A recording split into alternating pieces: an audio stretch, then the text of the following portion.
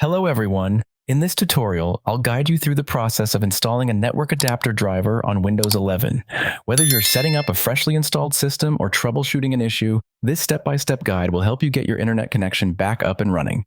Before we begin, don't forget to like this video and subscribe to the channel for more helpful tutorials. To start, right-click on the Start icon and select Device Manager. In the Device Manager window, look for the Network Adapters section. Expand it to see the list of network devices. If you're using a Wi-Fi adapter, note the name of your device. For example, it might say something like Intel Wireless or whichever device you are using.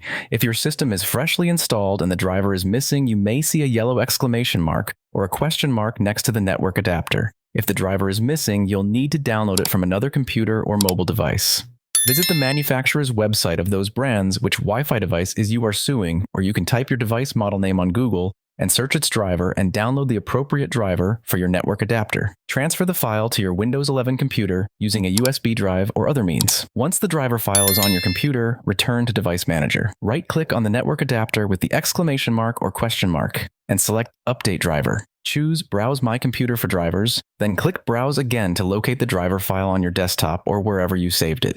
Select the file, click OK, and then click Next to install the driver. Once the installation is complete, restart your computer to apply the changes. If your system already has the driver but it's not working properly, you can reinstall or update it. Right-click on the network adapter in Device Manager, select Update Driver, and choose Browse My Computer for drivers. This time, click Let me pick from a list of available drivers on my computer. You'll see a list of driver versions. Try installing one of the listed drivers by selecting it and clicking Next. If the first one doesn't work, repeat the process with the other versions until you find one that works. Alternatively, you can select Search automatically for drivers in the Update Driver menu. Windows will search for the latest driver and install it for you if available. After installation, restart your computer when prompted.